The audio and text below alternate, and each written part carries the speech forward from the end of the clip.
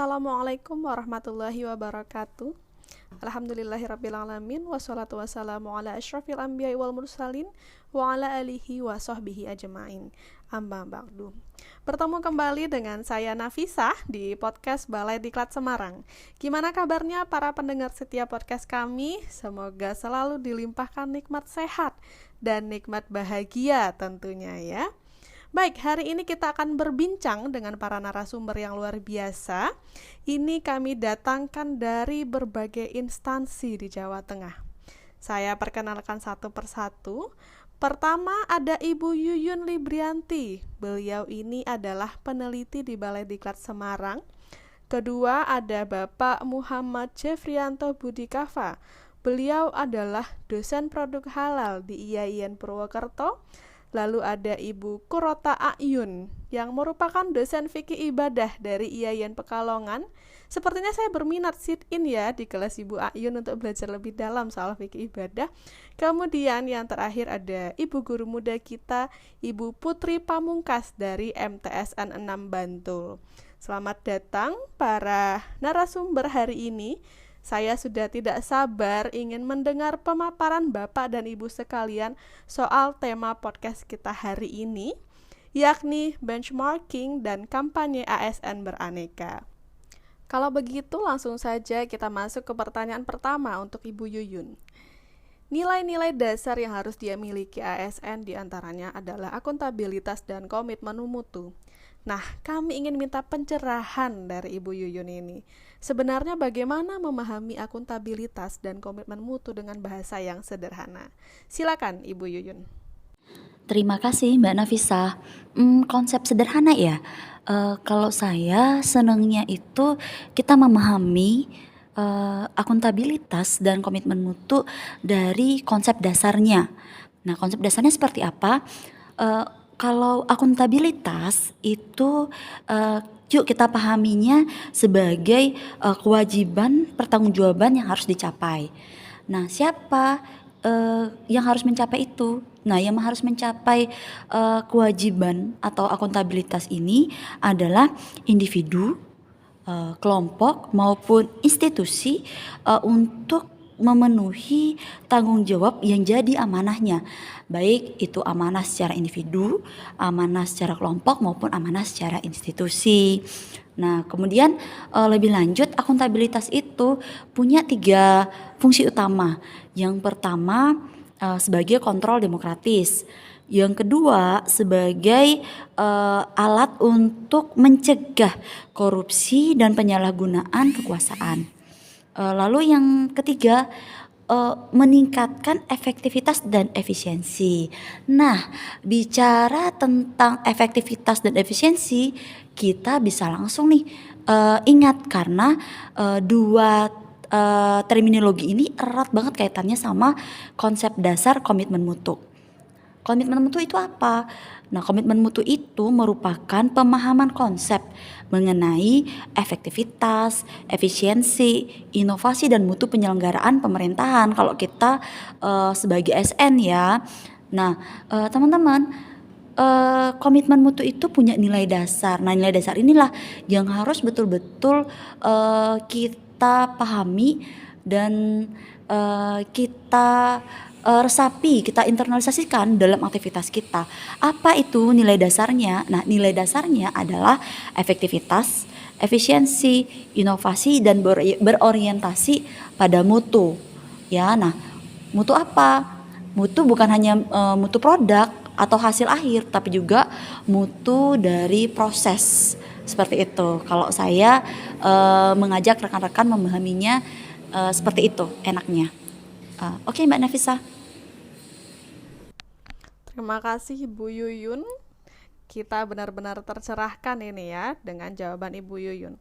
Selanjutnya narasumber kedua kami, Bapak Jeffrianto. Bagaimana Pak Jeffrey ini sebagai seorang ASN memaknai nasionalisme? Silakan. Baik, sebagaimana kita ketahui bersama, nasionalisme merupakan bentuk tertinggi dari rasa cinta kepada bangsa dan negara. Saya memaknai nilai nasionalisme sebagai nilai yang sangat penting untuk dimiliki oleh setiap pegawai ASN. Dalam hal ini, tidak sekedar wawasan saja, tetapi bagaimana seorang ASN harus mampu mengaktualisasikan nilai nasionalisme dalam menjalankan fungsi dan tugasnya. Diharapkan dengan nasionalisme yang kuat, maka setiap pegawai ASN akan memiliki orientasi berpikir untuk lebih mementingkan kepentingan publik, bangsa, dan negara dibandingkan kepentingan pribadinya. Baik, terima kasih Pak Jeffrey. Penjabaran dari Pak Jeffrey ini benar-benar membuka cakrawala kita ya. Jadi nasionalisme itu banyak bentuknya. Oke, kita lanjut ke pertanyaan ketiga untuk Ibu Ayun. Dalam etika publik, nilai-nilai yang bagaimana yang sebaiknya dikedepankan? Oke, silakan Ibu Ayun. Baik, etika publik. Etika publik itu berarti refleksi tentang standar norma yang menentukan baik atau buruk. Kemudian benar atau salah perilaku.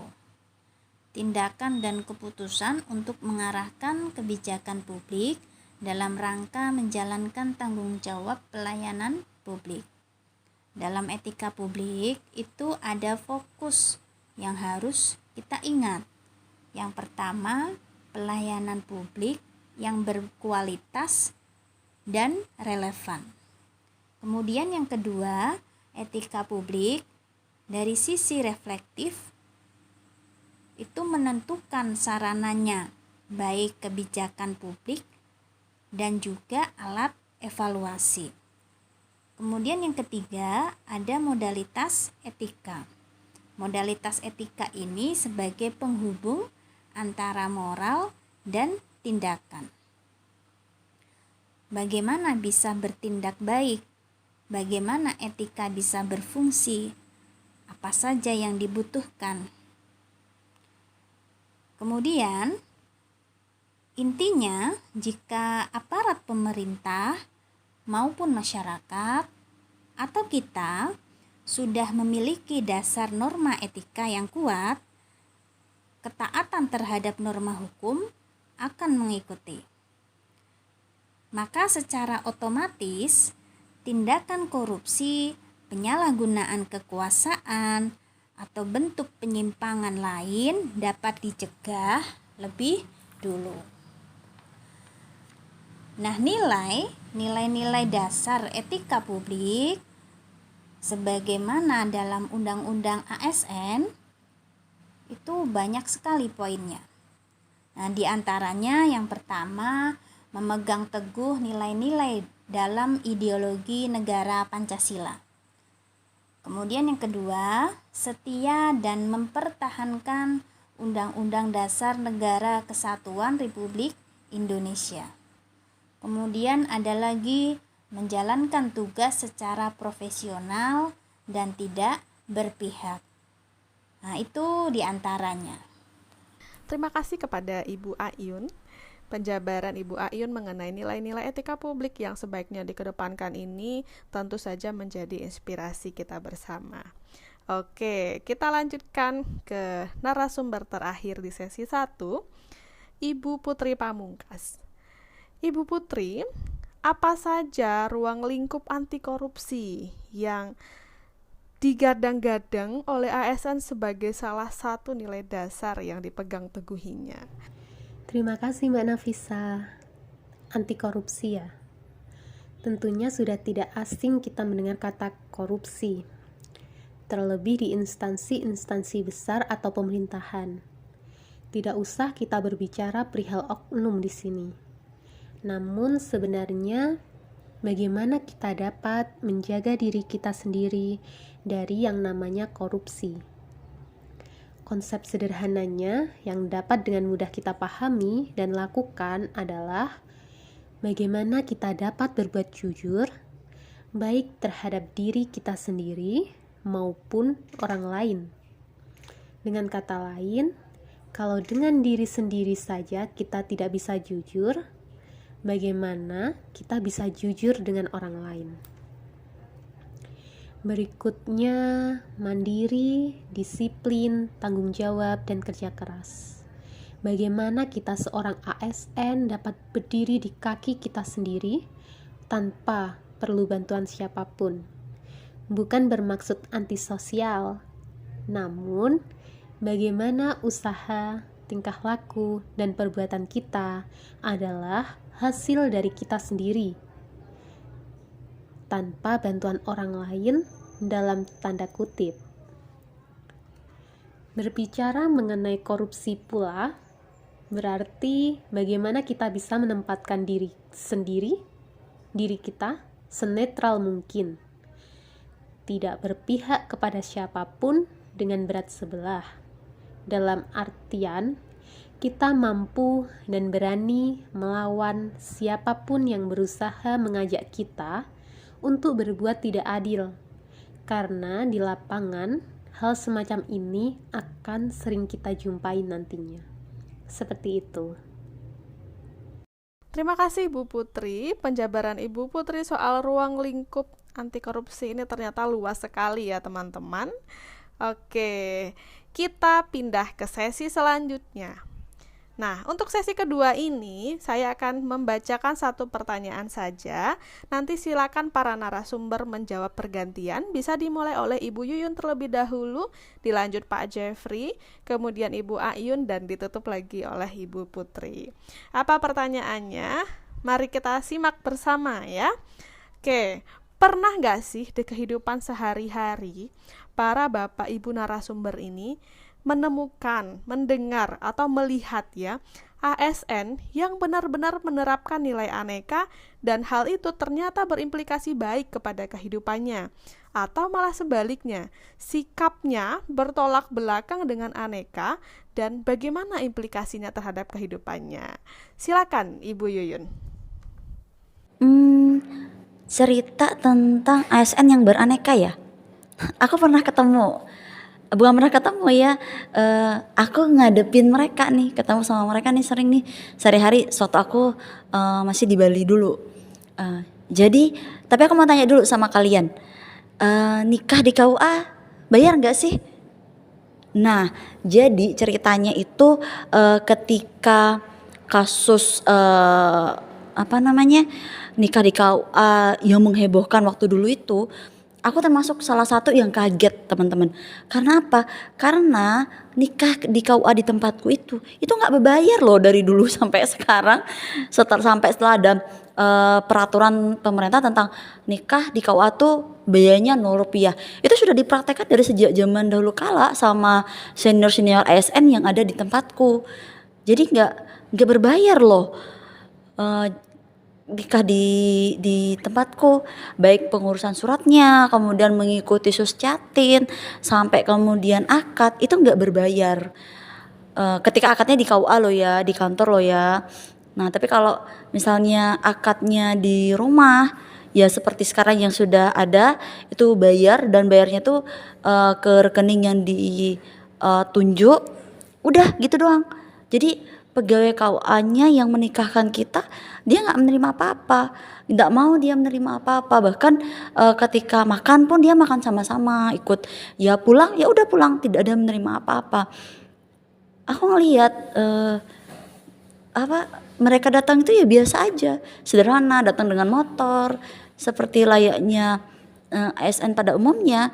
Dan aku lihat kehidupan mereka juga kayaknya syahdu banget gitu loh. Nah itu tuh yang bikin aku berpikir, wah keren banget nih jadi pengabdi masyarakat gitu ya. Bahkan mereka di masyarakat termasuk orang yang diandalkan begitu. Jadi mereka nggak cuma kerja memberikan pelayanan di kantor sesuai dengan tugas dan fungsinya, tetapi di masyarakat mereka termasuk orang-orang yang diandalkan. Jadi sekretaris kampung, jadi panitia ini itu mereka semua pokoknya oke lah kayak gitu. Jadi itu menurutku mereka sudah mempraktekkan, mengimplementasikan aneka itu sendiri. Nah itu kesan di mataku tentang ASN yang pernah aku temui. Seperti itu teman-teman. Saya punya cerita singkat tentang ASN yang menerapkan nilai akuntabilitas dalam kegiatan sehari-harinya. Beliau adalah pimpinan saya di tempat kerja yang dulu. Beliau merupakan orang yang sangat disiplin. Selama saya bekerja dengan beliau, tidak pernah saya temukan sekalipun beliau terlambat masuk ke kantor ataupun ketika menghadiri kegiatan. Hal ini ternyata sudah beliau biasakan sejak masih menjadi mahasiswa. Dan apa yang dilakukan oleh pimpinan saya ini sangat memotivasi kami sebagai bawahan untuk menjadi disiplin seperti beliau. Dari cerita ini dapat kita ketahui bahwa ketika kita mengimplementasikan nilai-nilai dasar Aneka sebagai seorang ASN, maka hal tersebut tidak hanya bermanfaat untuk diri kita sendiri, tetapi juga akan membawa manfaat bagi orang-orang di sekitar kita. Luar biasa cerita teman-teman semuanya. Saya juga punya cerita. ASN yang benar-benar menerapkan nilai Aneka. Bagi saya, yakni almarhumah ibu saya sendiri. Beliau ASN guru sekolah dasar di desa. Bagi saya, bukan saya mengidolakan beliau menjadi seorang ASN yang luar biasa bukan karena beliau adalah ibu saya, tapi bagaimana beliau melakukan tanggung jawab beliau di tengah sakit, tetap mengajar, disuruh istirahat, beliau tetap menomorsatukan murid-muridnya. Bagaimana komitmen mutu beliau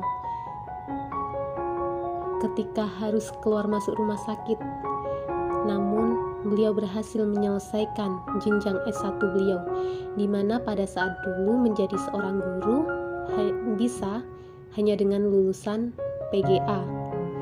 Namun di tengah sakit beliau berhasil menyelesaikan studi S1-nya. Belum lagi etika publik beliau yang sangat luar biasa bagi saya. Sampai saat ini ketika bertemu dengan murid-murid beliau, tidak pernah ada cerita buruk, tidak pernah terlontar. Beliau melayani dengan tidak baik. Sampai saat ini, ketika lebaran pun, murid-murid beliau tetap datang untuk bersilaturahmi ke rumah. Padahal beliau sudah 7 tahun meninggal dunia. Bagi saya, beliau adalah inspirasi saya. Beliau adalah the real ASN. Beliau adalah sosok yang ingin saya tiru, yang bisa kita jadikan contoh juga tentunya. Karena nomor 1 dari pekerjaan kita adalah melayani publik, tanggung jawab, komitmen mutu, anti korupsi, dan lain sebagainya. Dan ketika seseorang sudah tidak ada, namun hal-hal baik masih ada di ingatan orang lain, berarti orang tersebut benar-benar baik. Terima kasih. Wah, luar biasa ini sharing cerita dari keempat narasumber kita. Ada ASN yang benar-benar menerapkan nilai Aneka kemudian berimplikasi baik terhadap kehidupannya. Dan juga ada yang sebaliknya ternyata ya, oknum ASN nakal yang nilai yang dijunjung tingginya itu bertolak belakang dengan nilai Aneka. Dan tentu saja sedikit banyak akan berimplikasi buruk terhadap kehidupannya. Semoga kita menjadi orang-orang yang beruntung, yang ada di posisi pertama ya teman-teman semua. Sekian dulu dari saya. Semoga podcast ini bisa menjadi wahana belajar untuk saya, untuk narasumber, dan untuk teman-teman yang mendengarkan. Terima kasih telah setia sampai akhir. Saya pamit undur diri. Wallahul muwaffiq ila aqwamit thoriq. Wassalamualaikum warahmatullahi wabarakatuh. Menjadi ASN profesional berkarakter Aneka, saya siap. Menjadi ASN profesional berkarakter Aneka, saya siap. Saya siap beraneka. Saya siap beraneka. Saya siap beraneka.